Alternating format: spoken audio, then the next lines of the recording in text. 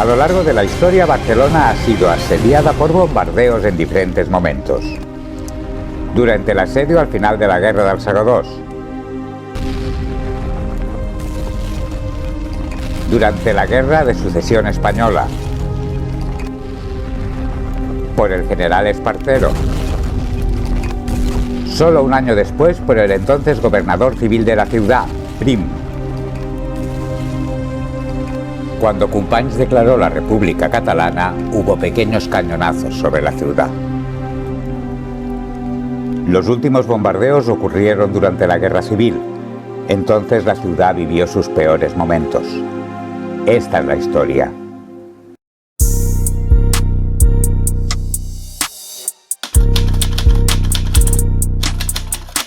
El 17 de julio de 1936 hubo una sublevación militar en el Protectorado Español del Norte de África, en el actual Marruecos. Los principales protagonistas de este golpe eran tres generales: Emilio Mola, el líder intelectual, José Sanjurjo y Francisco Franco. Sanjurjo iba a ser quien dirigiría las tropas sublevadas, pero mientras viajaba de Portugal a Marruecos, su avión se estrelló.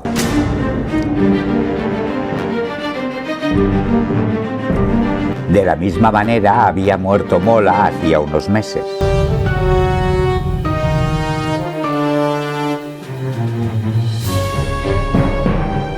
Franco había conseguido su primer objetivo casi por casualidad: liderar el alzamiento. El golpe prendió en la península como una llama. La guerra civil fue a la vez una guerra entre hermanos, entre vecinos, pobres y ricos, entre religiosos y ateos, un enfrentamiento entre nacionalismos opuestos, una lucha entre la dictadura y la democracia, la antesala a la Segunda Guerra Mundial. Da que pensar que al proclamarse la Segunda República Española en 1931, de los 28 estados que existían en Europa, 6 eran dictaduras. 10 años después había 22 dictaduras frente a solo 6 democracias.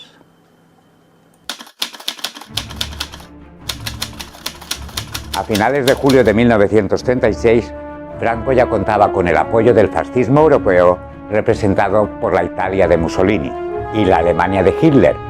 Los alemanes tendieron un puente aéreo entre Marruecos y la península para transportar las tropas, sin lo cual el alzamiento habría fracasado.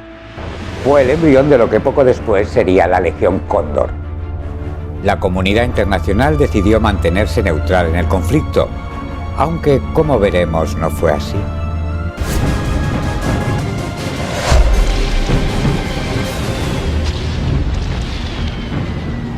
Benito Mussolini contribuía con 764 aviones de la Aviazione Legionaria. Y Adolf Hitler con la Legión Cóndor, con 277 aviones con la última tecnología del momento y gran capacidad de carga explosiva. Desde el principio del conflicto, Mallorca se mantuvo fiel al alzamiento. En noviembre de 1936 se instalaron en la isla 3 bases aéreas italianas con autonomía de acción. Su posición era estratégica. La isla era una especie de portaaviones para Mussolini. Desde aquí salían los cazas para bombardear repetidamente la costa mediterránea. Por primera vez en la historia, la aviación fue utilizada intensamente en misiones de bombardeo sobre la retaguardia.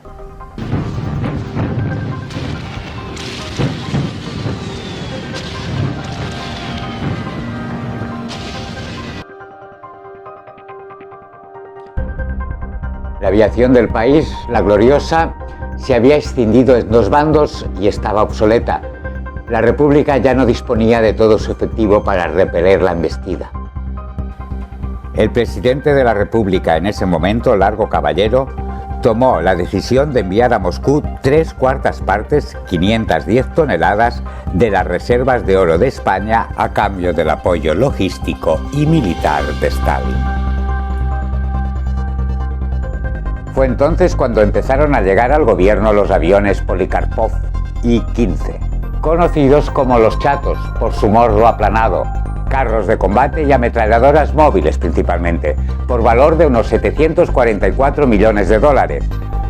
Pero el caos de organización del gobierno de la República impidió sacar todo el provecho a los efectivos disponibles.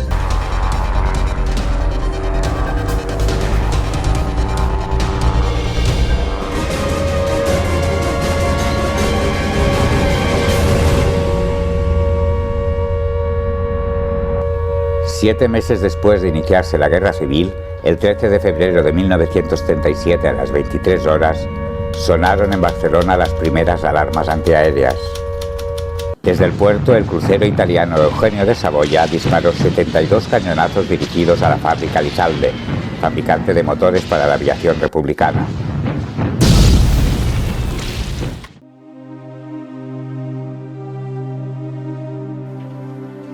Cayeron bombas en Gracia y en el Eixample. La orden del bombardeo había venido directamente de Mussolini. Franco, que no estaba enterado, pidió que acabase con los ataques por miedo a la reacción internacional.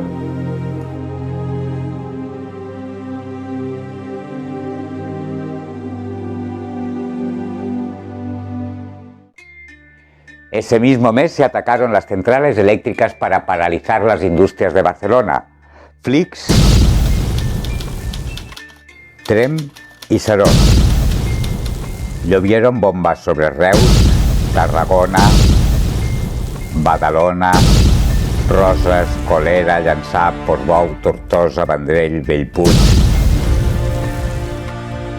Los aviones alemanes Henkel III, conocidas como Pavas Negras, tiraron 13.600 bombas sobre Lleida.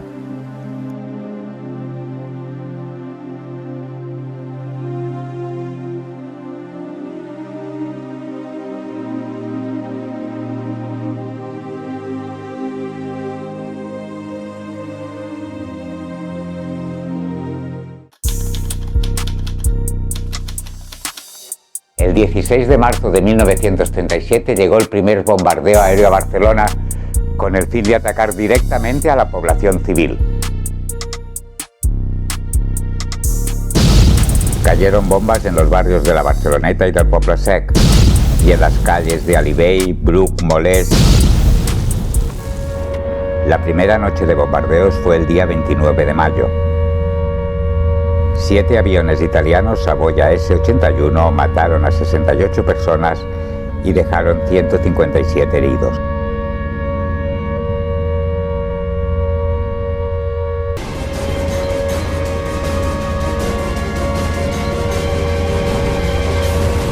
Se instalaron baterías de defensa antiaérea en varios puntos de la ciudad, como en el Carmelo, en Can Baró, Sant Pere Màrtir, el Collserola o Montjuïc.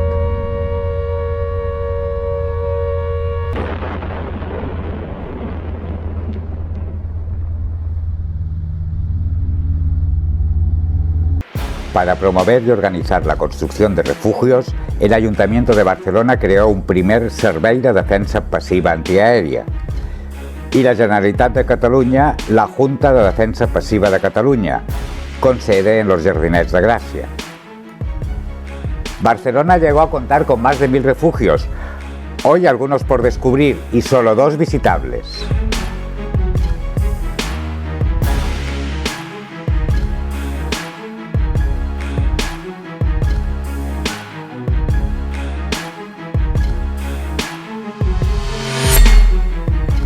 Atención catalanes, hay peligro de bombardeo.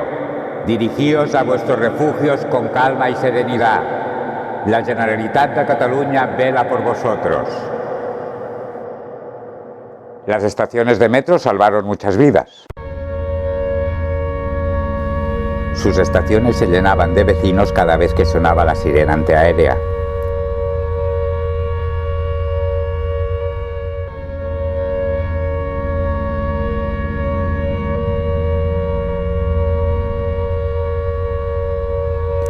Algunos ancianos recordarán pasear por los andenes a un payaso intentando sacarles unas sonrisas a los niños.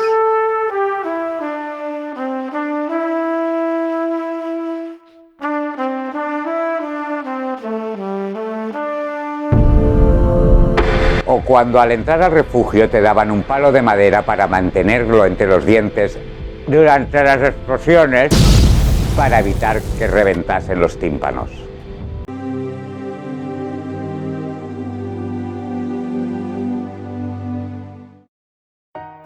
La población no movilizada se fue acostumbrando a la adversidad.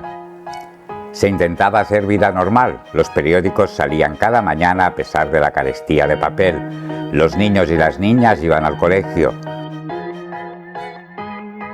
Los encantes trabajaban como nunca vendiendo los bienes de familias que marchaban o morían. El paralelo seguía iluminado y animado, los cines, los canódromos, salas de baile y teatros siguieron abiertos. Los partidos de fútbol no se dejaron de celebrar. Los almacenes Vilardell, Jorba y muchos colmados seguían abiertos, a pesar de la carencia de productos.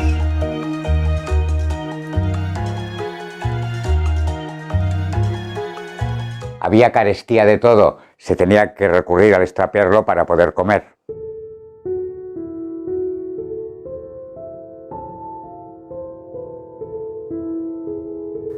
Eran habituales las colas para comprar un poco de carbón, tabaco o jabón.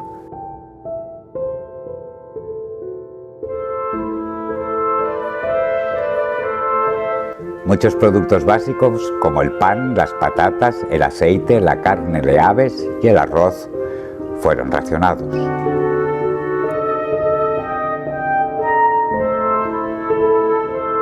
En octubre del 36, la Unión Soviética nos envió el primer barco cargado con 3.000 toneladas de alimentos. Y en enero de 1937, un segundo, el Ziryanin, que descargaba en el puerto de Barcelona 901 toneladas de harina, 882 de azúcar y 568 de grasas comestibles.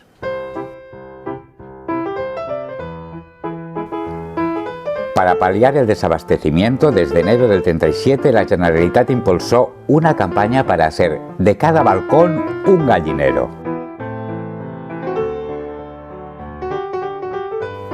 Se crearon huertos urbanos y algunos palacios se llenaron de cerdos, conejos y gallinas.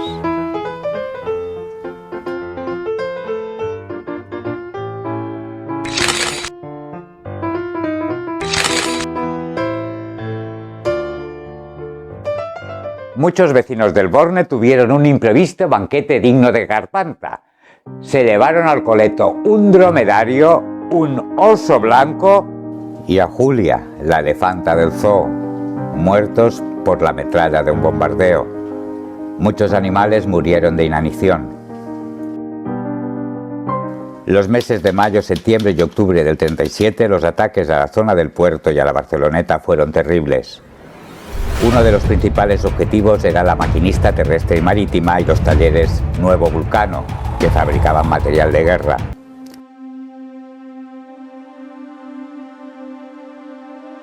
Después le tocó a Lleida. En noviembre de 1937, el gobierno republicano y el gobierno en el exilio de Euskadi se trasladaron a Barcelona, verdadero centro estratégico de la retaguardia y principal foco de la industria de guerra republicana.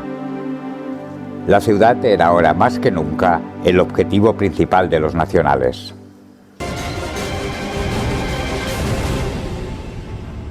En los primeros 20 días de enero de 1938 ya se había superado el número de víctimas de todos los bombardeos del año anterior. Una bomba estalló en la Plaza Sant Felip Neri. Hubieron 42 víctimas, entre ellas 30 niños de un grupo de refugiados procedente de Alcalá de Henares.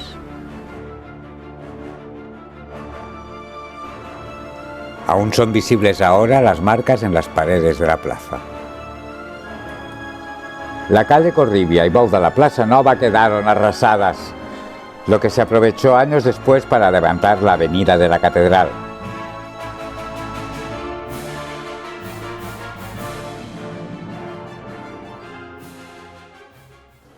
Muchas familias barcelonesas aprovechan la oscuridad de la noche para huir a cobijarse en casas de familiares situadas en zonas menos asediadas. En marzo, en plena ofensiva de los nacionales en el frente de Aragón, En Barcelona se estrenaron los nuevos aviones de la Legión Italiana, los S-79. Las primeras bombas cayeron sobre las 10 de la noche del 16 de marzo y fueron sucediéndose cada 3 horas. 44 toneladas de explosivos cayeron en las Ramblas, la Diagonal y la Plaza Cataluña.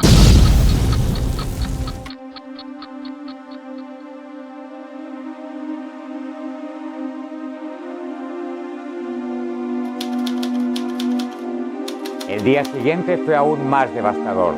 A las 2 de la tarde del jueves 17 de marzo de 1938, un camión republicano que transportaba tribita fue alcanzado por una bomba a la altura del hoy Cine Coliseum.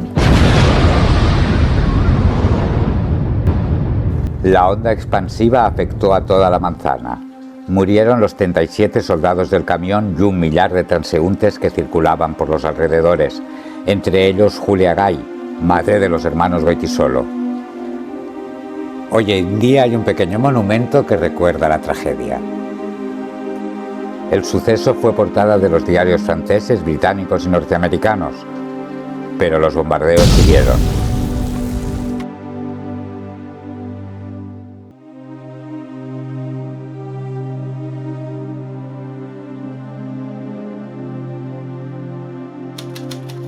El 27 de marzo de 1938 volvieron a rematar Lleida durante casi una semana.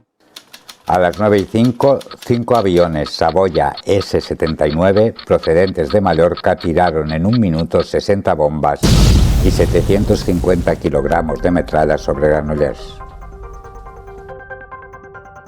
El objetivo era destruir la compañía Energía Eléctrica de Cataluña, que ni la tocaron.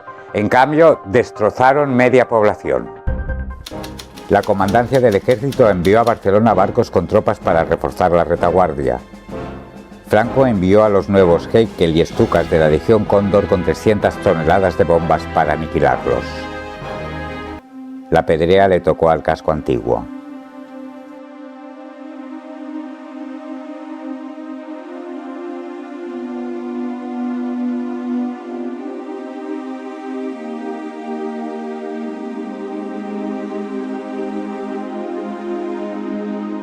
Solo faltaba una semana para que las tropas nacionales comandadas por los generales Yagüe y Solchaga entraran en Barcelona.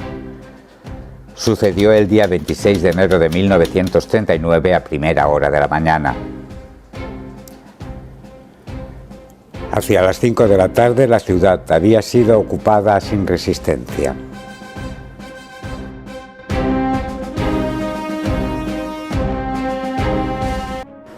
La moral de los restos del ejército republicano y de la sociedad civil estaba por los suelos.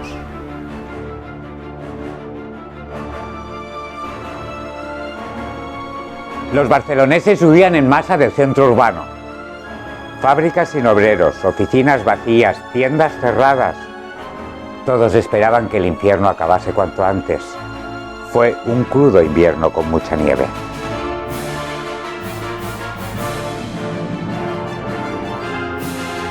Más de 300.000 personas cruzaron la frontera hacia Francia, donde fueron internados en campos de refugiados, como las de Les Faumes.